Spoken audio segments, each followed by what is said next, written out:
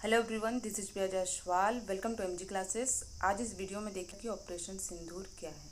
तो आप लोग को पता ही होगा, जो अभी आतंकी हमला हुआ था, पहलगाम आतंकी हमला, तो उसके प्रतिशोध में भारत की तरफ से ये ऑपरेशन चालू किया गया। क्या है आपका ऑपरेशन सिंदूर। इससे क्या हुआ कि जो अभी आतंकी हमला हुआ था, इससे उनको श्रद्धांजलि दी गई और इसका पाकिस्तान के जो वहाँ पर आतंकवादी हैं उनसे क्या किया गया, प्रतिशोध लिया गया। तो ये क्या है ऑपरेशन सिंदूर। तो इसके बारे में हम डिटेल में समझेंगे वीडियो में कि तो क्या क्या चीज़ें हैं, कौन कौन से नौ ठिकाना है, तो ऑपरेशन सिंदूर का नाम क्यों रखा गया, ये सारी चीज़ें हैं।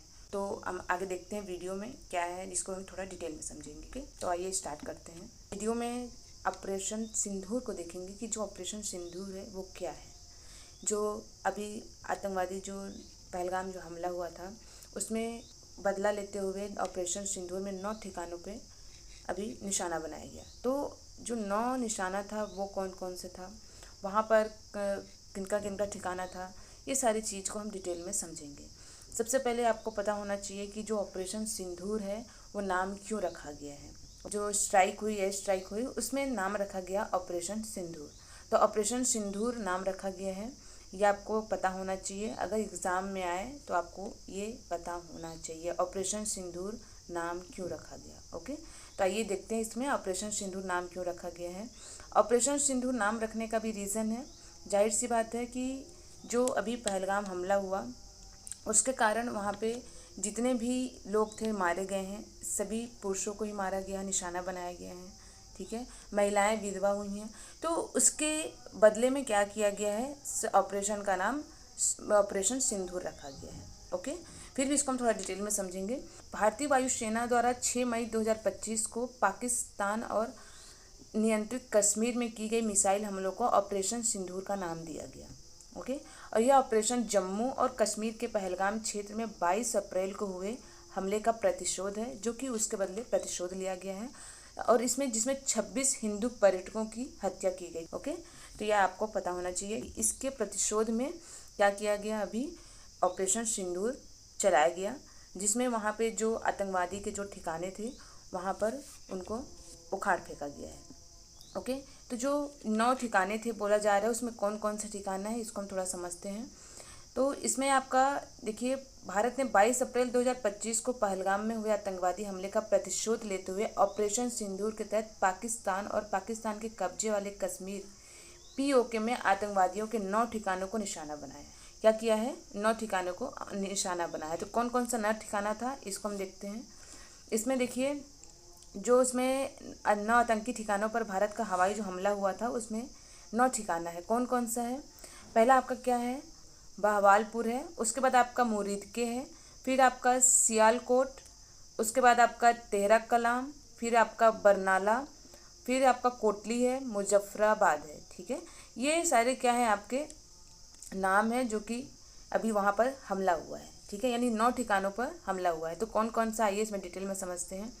सबसे पहला आपका क्या है, इसमें देखिए बहवालपुर है। तो बहवालपुर में क्या है, इसमें इंटरनेशनल बॉर्डर से करीब 100 किलोमीटर दूर जैश ए मोहम्मद का हेडक्वार्टर है, जिसको उड़ाया गया है ऑपरेशन सिंदूर के तहत। क्या है, पहला आपका बहवालपुर है, जिसमें ही इंटरनेशनल बॉर्डर से करीब 100 किलोमीटर दूर जैश ए मोहम्मद का हेडक्वार्टर है, इसलिए इसको उड़ाया गया। और उसके बाद आपका है मुरीदके में क्या है, ये शाम्बा से 30 किलोमीटर दूर लश्कर ए तैयबा का कैंप है, जो मुंबई हमले के आतंकी यहाँ से आए थे। जो मुंबई हमला हुआ था 26/11 को, तो कहाँ से आतंकी आए थे, तो यहाँ से आए थे, इसलिए यहाँ पर हमला किया गया। उसके बाद आपका है गुलपुर पे क्या है आपका, एलओसी के पास पुंछ राजौरी से 35 किलोमीटर दूर 20 अप्रैल 2023 को पुंछ और 24 जून 2024 को तीर्थ यात्रियों की बस पर हमला यहीं से प्लान किया गया था, इसलिए यहाँ पर हमला किया गया। शवाई में क्या है, शवाई में देखिए, इसमें पीओके के पास तंगधार के सेक्टर के अंदर 30 किलोमीटर दूर लश्कर का कैंप है, जो कि इसमें 21 अक्टूबर 2004 को, इसमें देखिए आप 24 अक्टूबर 2024 को गुलमर्ग और 22 अप्रैल 2025 को पहलगाम हमला यहीं से प्लान किया गया था। ठीक है, यानी जो हमला हुआ है यहाँ पर यहीं से सारी चीज़ें प्लान की गई थी। क्या है आपका शमाई। उसके बाद क्या है आपका बिलाल में क्या है आपका, ये जैश ए मोहम्मद का लॉन्च पैड है, इसलिए इसको तबाह किया गया है। उसके बाद आता है आपका कोटली में क्या है आपका, राजौरी के पास एलओसी से 15 किलोमीटर दूर लश्कर ए तैयब का कैंप है यहाँ पर। यहाँ करीब 50 आतंकी थे, ठीक है। मतलब ये ठिकाना है जिनको उड़ाया गया है। और इसमें क्या है आपका कोटली, उसके बाद आपका क्या है बरनाला। बरनाला क्या है आपका राजौरी के पास है, एलओसी से 10 किलोमीटर दूर यहाँ इनका कैंप है।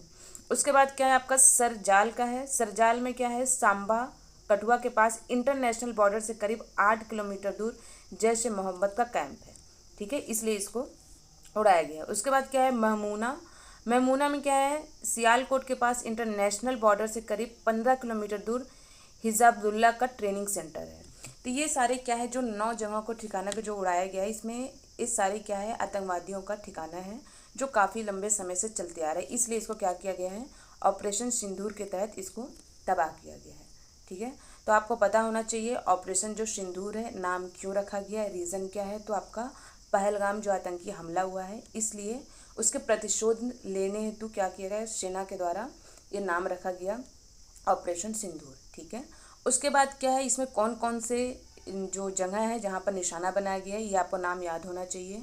बहालपुर, मुरीदकी, गुलपुर, आपका शवाई, बिलाल, कोटली, बरनाला, सरजाल, महमूना, ओके। तो ये सारे क्या हैं जगह है जो इसको ठिकाना बनाया गया है। उसके बाद तो ये क्या है आपका ऑपरेशन सिंदूर जो कि सफल रहा, ठीक है।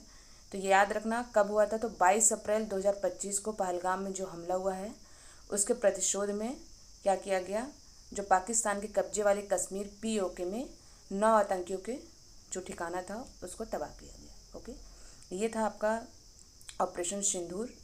ये नाम क्यों रखा गया, कितने लोग थे इसमें, कितने लोग मारे गए थे, कौन कौन सा जगह था, ठीक है। इस नेक्स्ट वीडियो में हम देखेंगे जो वहाँ पर ऑफिसर्स हैं उनमें क्या क्या चीज़ें हैं उसको हम थोड़ा और डिटेल में समझेंगे, ओके। तो फिलहाल आपका यही है क्या है आपका ऑपरेशन सिंदूर। तो ये आपको ये पता होना चाहिए कि ऑपरेशन सिंदूर आखिर क्या है, ओके। Thank you.